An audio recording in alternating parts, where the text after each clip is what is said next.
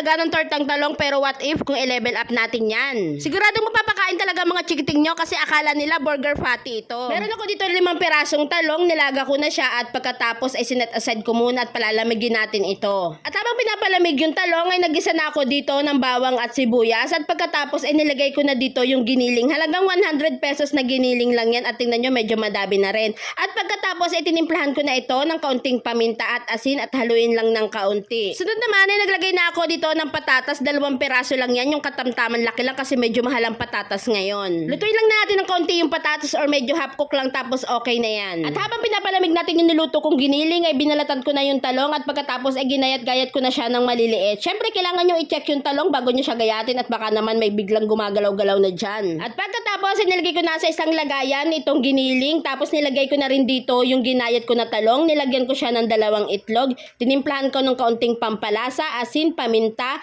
at saka kaunting seasoning. Tapos naglagay ako ng isang kutsara at kalahating cornstarch.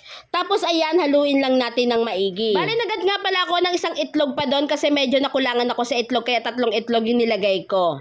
At syempre, lulutuin na natin ito. Gamit ko dito yung paborito kong lutuan ko ng itlog. Naglagay lang ako ng kaunti dyang mantika. Pagkatapos, ayan, nilagay ko na siya isa-isa para perfect na perfect talaga ang pagkakaluto nito. Syempre, lulutuin lang natin lahat yan hanggang sa maging brown. At tingnan nyo naman, napaka-perfect ng ating pagkakaluto at napaka-golden brown talaga. Alam nyo ba na sobrang sarap talaga ng recipe na to, lalong-lalo na yung mga mahilig sa talong dyan. Try nyo naman itong lagyan siya ng giniling at saka ng patatas. Ay sinasabi ko sa inyo, sobrang sarap. Talagang mas mapapa-level up pa natin yung ating tortang talong. At eto na nga, luto na ang ating talong patis.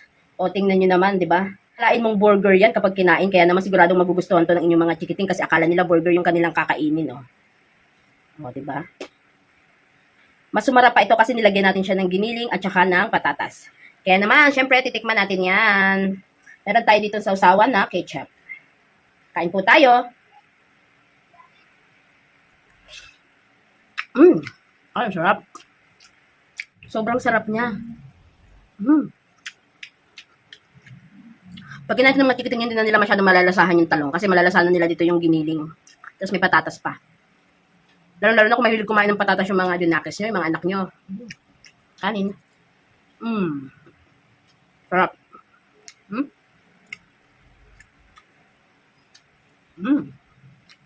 Kami?